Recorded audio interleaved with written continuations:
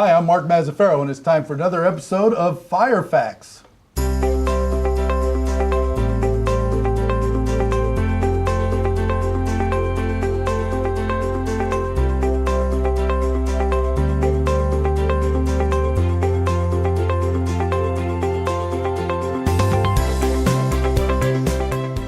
And with us today, as always, is the chief of the Vacaville Fire Department, Kris Concepcion. Kris, thank you for being here today. Thanks, Mark. How are you doing today? I'm doing well, Great. And we have a guest here as well. We do. We have Sabrina Jansen, who is our fire safety coordinator. And so she's going to be talking about a few things as far as holiday safety is concerned today. Fire safety coordinator is an important job, isn't it? Absolutely. I mean, everybody knows the guys on the truck, you know, with the turnouts and the hoses. But there's a whole bunch of folks behind the scenes who do a lot of work for you and the department and the city and the public, aren't they? Absolutely, yes. We do have a good staff that works, like you said, behind the scenes, and they're the ones that are out there. They help the frontline folks do the education, and Sabrina here is the one that does all of the coordination of all of that stuff. Mm-hmm. So, and I think last year we reached approximately 15,000 people, I want to say, right, Sabrina? Mm-hmm. So quite a few people in Vacaville, both adults and children. So it's very, very important as far as safety is concerned. So it starts right here with Sabrina. So Sabrina, tell me, what's your favorite part of your job? Talking to seniors, talking to the kids in classes? Give me an idea. My favorite part is children going to the fire stations. I like showing them around. They're always excited to see the fire engines. Well, I think that goes for anybody, though. I think the public in general likes to, you know, they certainly like going to PD and they love going to the fires. You guys got all this cool equipment and stuff, you know, the big trucks and the hoses and everything. It's just an environment that the average person doesn't get to go to. That's right. Mm-hmm. You know, I mean, we can go in there whenever we feel like, well, big deal, right? But for Joe Citizen, it's like, it's a treat. Yep, it is. It is a good treat for them. And at the same time, when they come to visit, Sabrina teaches them something and how to be more safe. So it's actually the most important thing that they get out of it. And that's part of a big part of the reason why Sabrina's here today, to talk to us about staying safe during the holidays. So Sabrina, take it away. How do we stay safe? How do we keep our homes safe and yet still enjoy a nice Christmas and Hanukkah season in our community? I have a few holiday tips. So the first one is for cooking. You just always want to make sure that you're going to be in the kitchen while you're doing the cooking. If you have pots and pans on the stove, just make sure that the handles are turned in so no one can come by and pull the handle down. All the food comes on them. And then, yeah, just making sure your smoke detectors are working and that they're on. You know, the cooking one is I mean, that's good year round. Yes. But during the holidays, when you got a house full of people and little kids and pets and stuff, it's even more critical, isn't it? Yeah, there's usually a lot more cooking going on, and you're using multiple burners on your stove, so there's going to be more on there. And people get distracted a lot when there's a lot of family in the house, too. Now, we just went through Thanksgiving, and we're moving into Christmas and beyond. And before we started, I asked about any responses to did we have to respond to any turkey fires? And thankfully, we didn't respond to any this year, did we? We did not. Any idea why? I think a lot of people, they're being careful and they're paying attention and maybe less frying of turkeys. There's other options. I think smoking turkeys was very popular this year. Yeah, that's become a lot more popular than the deep frying the turkeys. Deep frying turkeys is extremely dangerous. I mean, it's delicious, don't get me wrong, it's about the only way that I'll eat a turkey is deep fried, but deep frying a turkey is extremely dangerous. So, but I don't think it's as popular this year as smoking the turkey was, which is a little bit safer. Yeah. So, all right, so any other tips you have for us? Christmas lights, etc.? Christmas lights, just make sure that they look good, there's no frayed wires or anything, and that you're not plugging too many into one or the extension cords. And then a lot of people use candles this time of year, so just make sure there's nothing around them and that you're always watching them in the room with them, and then don't leave them on when you go to bed or leave the house. Could there be a bigger recipe for disaster than candles next to a freshly cut Christmas tree that's been sitting there for 3 weeks? Probably not. I was just about to say, before you said that's been there for 3 weeks, something is the only thing that could be worse is rather than a freshly cut tree is one that's been sitting there for a while because they dry up very quickly. And so that's probably something that Sabrina, you want to talk about is Christmas trees. So if you have a live Christmas tree, obviously Nothing replaces the the authenticity of the real Christmas tree with the smells in your house and all that kind of stuff. We always recommend a fake Christmas tree because they're more safe, but obviously a lot of people are going to have live Christmas trees. So Sabrina, why don't you talk to us a little bit about some Christmas tree safety?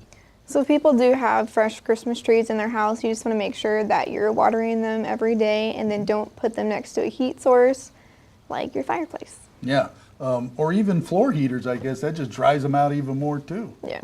Yeah, it's funny. When I was a kid, we always had a fresh tree. It was a big deal. Go to the tree lot and pick one out, or at some point you'd go to the tree farm and cut them down. But even though you water it every day, it still dries out pretty fast. Yes, it does. If you haven't seen a video, go on YouTube and find one of how quickly a Christmas tree ignites in a home. Yeah. It's amazing, And the biggest thing that I can say is after Christmas, when it's time to take it down, dispose of it properly. Do not, and I repeat, do not put it in your fireplace. I have been to way too many fires as when I was a firefighter, where they thought that they would just put the tree into the fireplace slowly and only the part that was in the fireplace would burn. And as we all know, that's not true. So do not try to do that. I mean, and don't even try to cut it into pieces and put it in your fireplace and burn it. Because nowadays most of the fireplaces can't handle wood anyway. You don't really have wood burning fireplaces, so that creates an issue in and of itself. But again, please do not try to burn your Christmas tree. Dispose of it properly, put it out in the curb.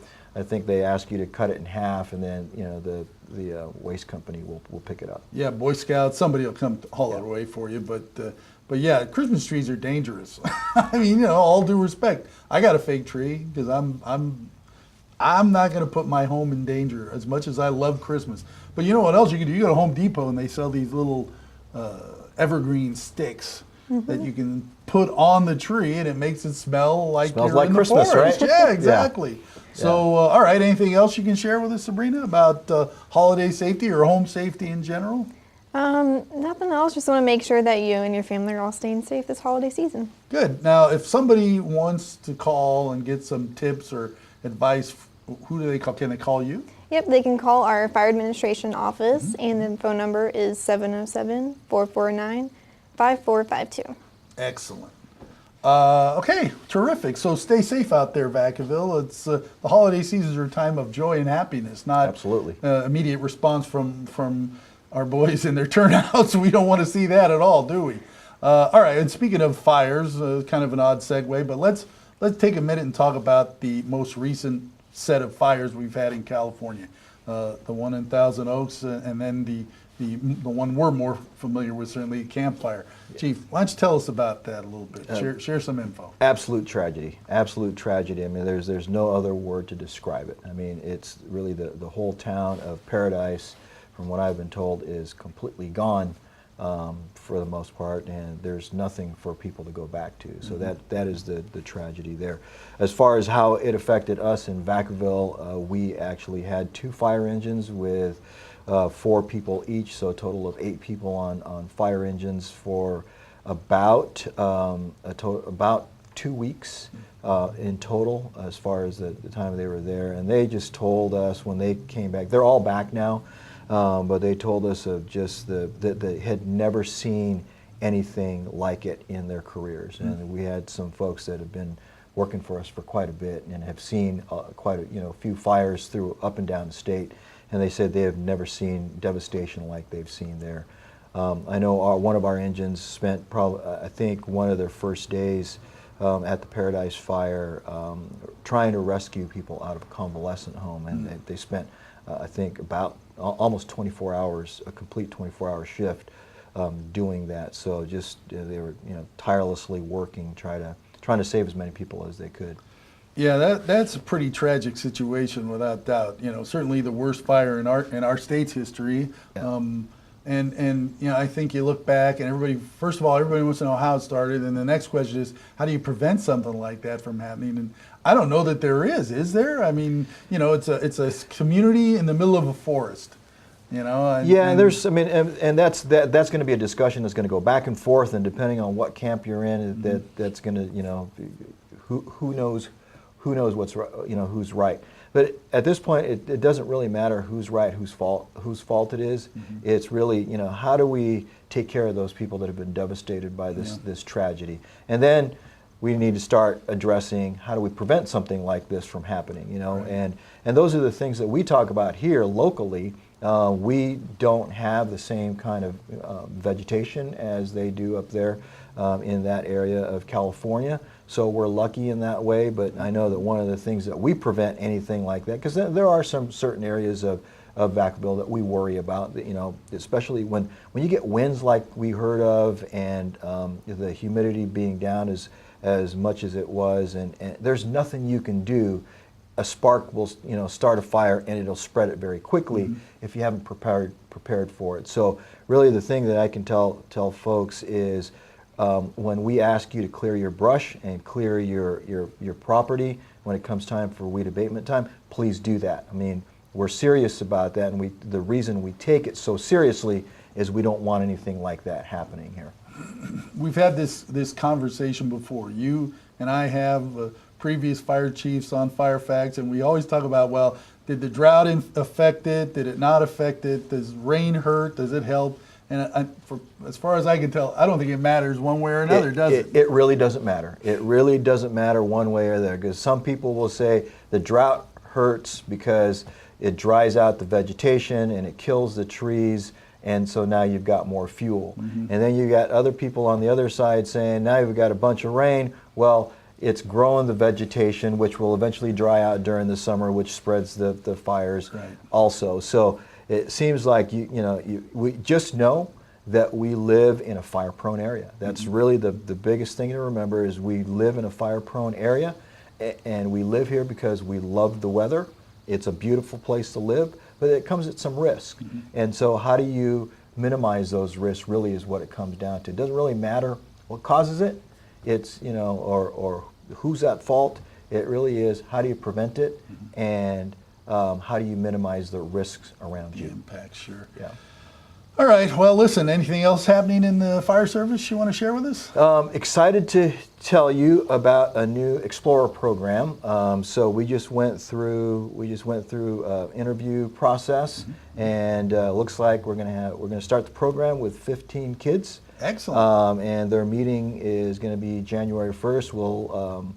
We'll introduce you to them as soon as they start having their meetings and they get their uniforms and all that kind of stuff. We're very excited about that, because it's really a way to show folks in the community the potential there is in a fire service career, and to see, let them see and experience it, to see if that's something that they want to do for the rest of their lives. Yeah, and if you're not familiar with an Explorer program, it's like the cadet program. It basically allows young people, high school, and I'm guessing college, Through the age of 21, they age out at 21. Yes. To come and work with the fire department and learn the ins and outs of the fire service. Yes, yeah, and so you'll start seeing them at some of our events, because it's not just, like you said, not the folks that are out there putting out the fires and responding on medical aids, but there are a lot of other career paths in the fire service as well, and we want to expose them to all of that stuff. That's great. I know that you've been trying to get that going for a while now, and finally it's here. Terrific. It is. And they're starting in January? Yeah, January, yeah. So the interview process is done. We've selected them, and they'll have their first meeting in January. And what kind of uniforms are we giving these explorers, Because I know, like the cadets, they don't look like police officers on purpose. So I'm guessing the explorers Same thing as explorers. Oh, okay. Same thing as explorers. They will have turnouts. They'll be issued turnouts, but they won't be fighting fire. I mean, so. Hey, you grab a hose. Yeah, they won't be doing any of that stuff. But their uniforms will be similar to what the cadets on the PD side are. They'll have navy blue pants with light blue shirt, and it'll be clear that they are explorers and that they're just learning the process. Well, it's a great way to learn, I mean, and those folks help out in a lot of ways with different events, and certainly great way to get involved in community service. So I'm glad it's here. Yes, I'm glad you very got it happy rolling. about that. Terrific. Anything else? I think that's it. I just want to make sure that everybody has a safe and happy holidays. Terrific. Thanks, Chief. Thanks, Sabrina, for coming on today. And thank you all for watching this episode of Fire Facts. We'll see you next time and have a safe holiday season.